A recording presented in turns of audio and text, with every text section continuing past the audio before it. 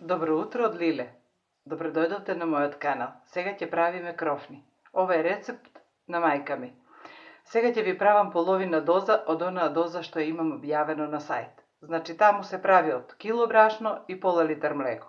Јас ќе правам од 250 грама млеко, значи пола кило брашно, од едно јајце, половина квасец, 2 филџани вакви масло за јадење, една шака шеќер или едно филџанче вакво шеќер и малку сол ќе ставиме. Тоа е се значи за моите крофи. Млекото го стоплив, квасецот и маслото ги измешав со шеќер и сега го додавам за да се поубаво растопи квасецот.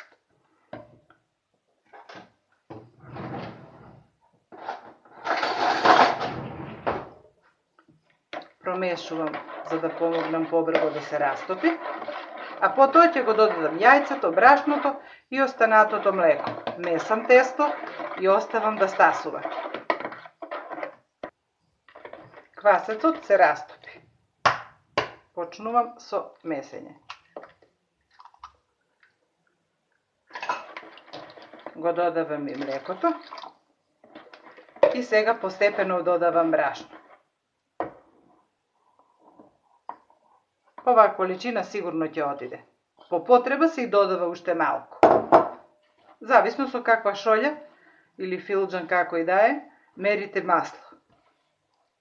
И зависи од дали брашното ви е оштро или меко. Затоа што некои брашна примаат повеќе течност, некои помалку. Еве мене нема да ми биде потребно многу брашно додавање. Моето брашно сега што месам е оштро брашно. Многу малку ќе ми затреба. Еве пошто се познава дали брашното е доволно. Значи тестото се одвојува од самот сад во кој го месите. Значи сега нема потреба од повеќе додавање брашно.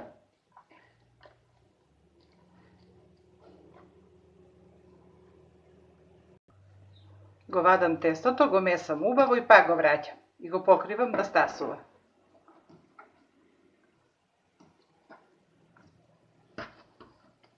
Готово е, го измесив убаво, го враќам тука и го покривам.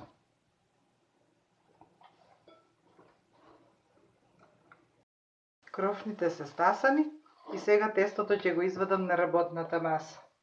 И следува обликување и пржење во умерена температура на масло. Потоа ги посолуваме со шеќер во прав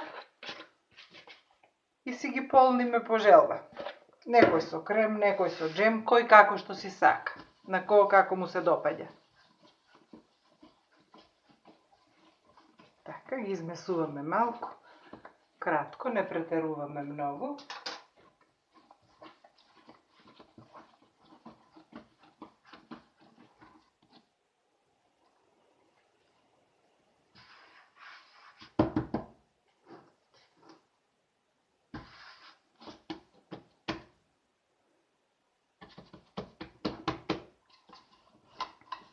Расупувам кора. Дебелина е еден прст.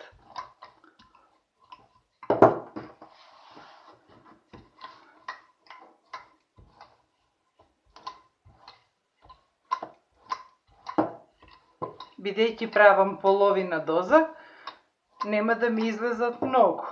Затоа не ја правам ни кората многу тенка и голема. Доволно е дебелината. Така. Сега чашата прво во брашно ја макнам малку и сега си вадам форми. Можете и поголеми, кој како што си сака. Ги редиме тука и додека да ги извадиме другите, тие малку ќе се опуштат. И потоа веднаш се пржат. 5 минути опуштање и пржење.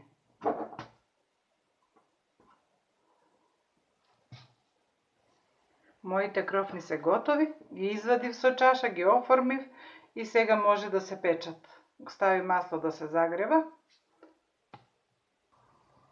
Маслото се загрева. Се е спремно и садовите за крофни.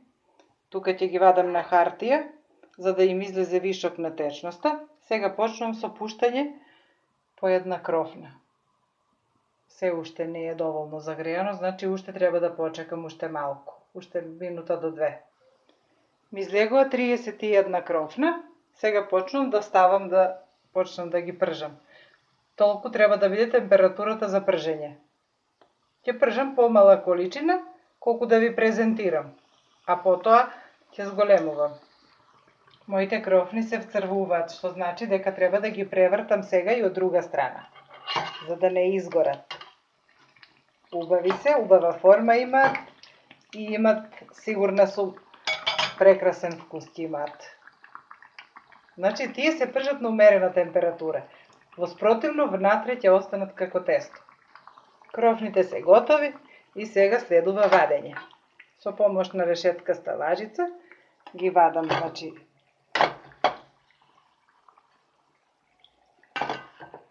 на хартија.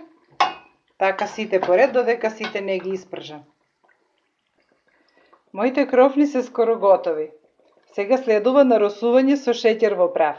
Ги наросуваме од едната страна, потоа ги превртуваме и од другата ги наросуваме. Излегува одлични. Имаме уште за пржење.